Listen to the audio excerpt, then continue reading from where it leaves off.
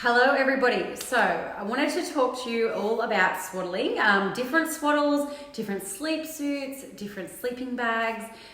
I've been promising you this for a while, but I wanted to go through a few of my favorites, the ones that not only myself but also my team use with our home visits and our own children.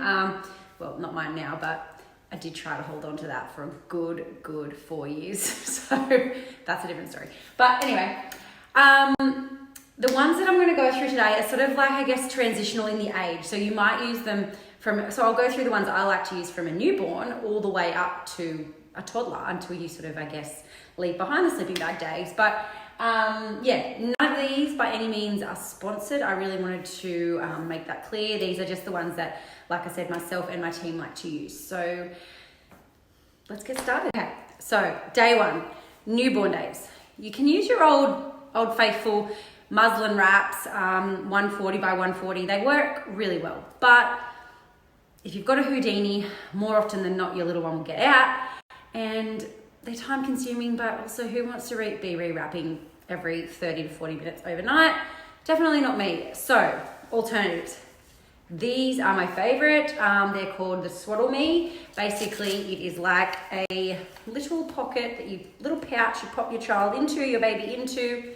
And sorry, it's really hard to do because this doll is quite small. But yeah, just one flap over there, another flap over there, and voila. Once they're in, they're usually quite contained. So nice and loose around the hip region still, but yeah, that's just, those Velcro tabs are just super easy.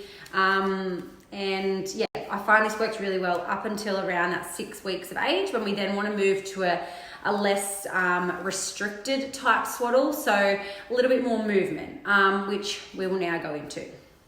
So we'd probably use this up until around, depending on your child, 8 or 9 weeks. They do go up to, what's this size that I've got here? They are a newborn size, so they are obviously made for those arms down swaddle, but I think they go up to around 4.5 kilos or something like that. But 4 kilos, so 14 pounds. But yeah, I've used with clients, around that 8 to 9 weeks, even 10 weeks, and they still work really well. So depending on your child though, they're all going to be different. Some will like a little bit more movement as they start to get around that 6 to 8 week mark, but some will be quite happy like this. So that's the Swaddle Me.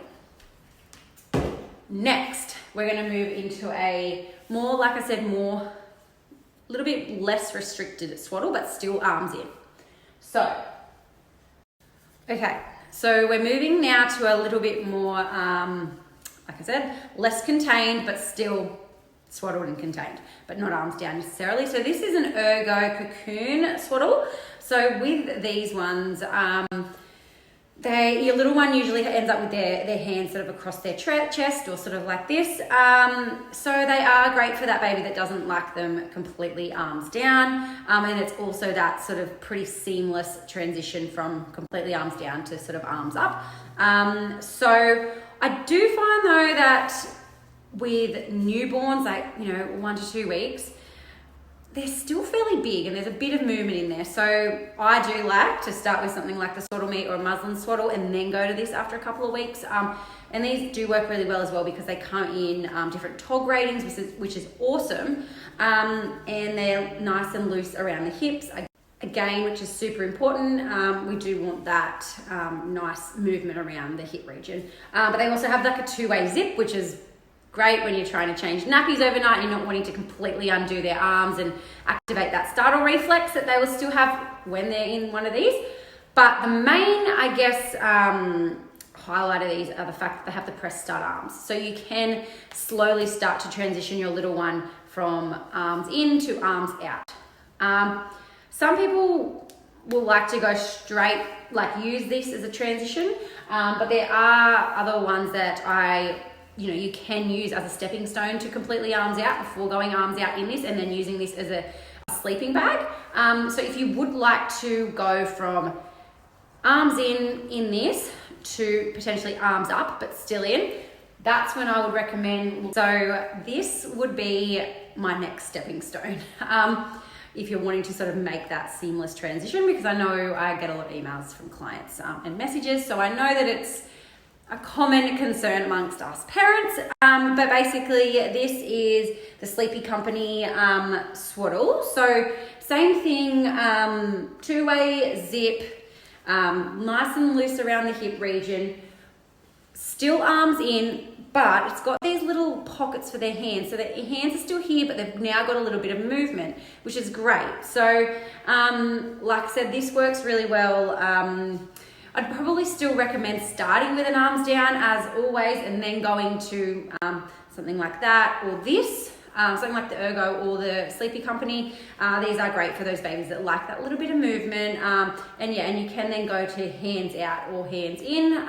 But yeah, the Sleepy Company are a great transition. Then from there, if you've sort of gone halfway up and your baby's sort of here, you feel they're quite content like that, you can then move to a completely arms up, but still arms in, Love to Dream type swaddle. These are the exact same, just different TOG ratings. So this is 2.5 TOG. As you can see, it's nice and thick. It's just like the Doonas that we would sleep with, and still nice and lightweight around the top. And this is a completely, this is a 1 TOG, so perfect for summer. But the same thing, you get the concept. They're still in that sleeping bag concept of nice and loose and baggy around the hips, but the arms up. So we've gone from down here now to here, but they're still contained. And when their motor reflex is activated, they sort of flail, but their arms can't completely flail up like this, but they can sort of start a little bit more. So yeah, so that's the next step. So while we're on the Love to Dream as well, they also come with transitional zippers on the side, so you can take one arm off at a time if you'd like. And yeah, so in terms of when do we go to arms up, again, every parent likes a different thing, every child responds differently, but usually I would look at being arms up by around that sort of 10-week mark. It just helps to make that process of getting towards completely arms out, which we aim to by around sort of 4 to 6 months, or definitely by the time they're rolling, they need to, from a safety point of view, they need to be out of that swaddle. So we need to prepare for that, because some babies roll very early. So yeah, so that's the Love to Dream with the transitional zippered arms. Next, once we're arms out, hallelujah, we've conquered that milestone. Once we've got past that, we then move to a sleeping bag or sleep suit, whatever you'd like to call it, which is basically this is a really positive sleep association for your little one. When you pull it out, you'll start to notice your little one, you know, they might arch their back, they might cry a bit, they might grizzle, and start rubbing their eyes. And that's a really, really good sign, guys. That's that they know sleep is coming. And that means that you've used this really consistently and they've started to associate it with sleep. So it's a really great thing.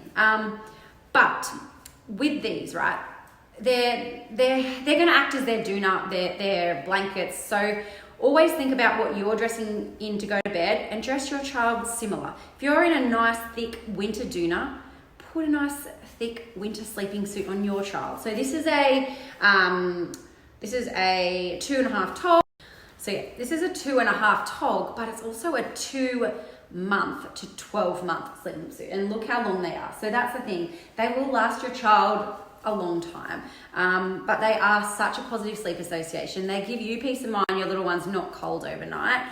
And yeah, it just helps to control that, because we all know we cannot have blankets in the cot. So, and you know what, even for a child that's old enough to have blankets in the cot, they don't usually have the ability to pull those blankets up overnight. So they'll wake you because they're cold. So that's the last thing we want. We want them to be comfortable, and we also want to get a full night's sleep, and that for our child as well.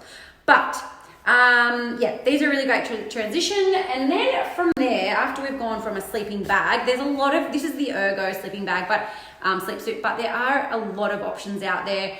Honestly, go to your local baby shop, Google online, there's a lot of options. So yeah, there's a lot of options out there for sleep suits once you get to sort of, yeah, that arms out in it. But just, yeah, always make sure they're TOG rated. That's the main factor to consider from my point of view. And then from there, once you're in a sleep suit, you can then, a sleeping bag, you can then move to, these are an Ergo one as well. But basically they go from the same concept. So you're going still into a sleeping bag, but then they've got the legs. So the legs unzip and they become sleep suit, so they can walk around. And this is usually where I end the swaddle. This is where the sleeping bags. We would stay in these. Honestly, this is what I was saying before. I had Hattie in this until she was 4 because she didn't keep her blankets on and she loved it. She used to say, oh, my bag, need to go to bed. And that worked. And you know what? It was just that peace of mind that I knew she wasn't cold, because I can tell you now, she didn't keep her blankets on, even when she was in a big bed.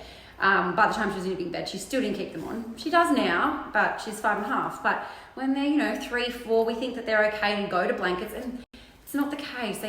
Some children will, but more often than not, a lot of them don't. And I do see a lot of early rising stem from waking up cold. So these are great. There's a lot on the market. Sleepy Company has them, Ergo have them. They go up until the age of 6. So that's awesome. There's obviously a reason they make them for that age. So again, you can get them in TOG ratings as well.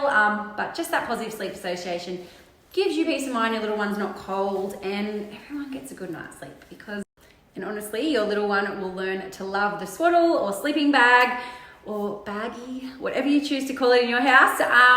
But yeah, I hope that helps. I hope it helps to sort of maybe break it down. I probably confused you, but don't overthink it. Always just, do what works for your family. What I'm saying here might not necessarily work for your child, but we do have a lot of great tips in our newborn course for helping your little one actually enjoy being swaddled, because it is common for babies to sort of give us the vibe that they're not enjoying being swaddled. So we do have information on that in our course if you are interested. But other than that, do what works for you guys, as always, and what works for one family might not work for another. But these are just some options, and I wanted to share them with you. So I hope it helps.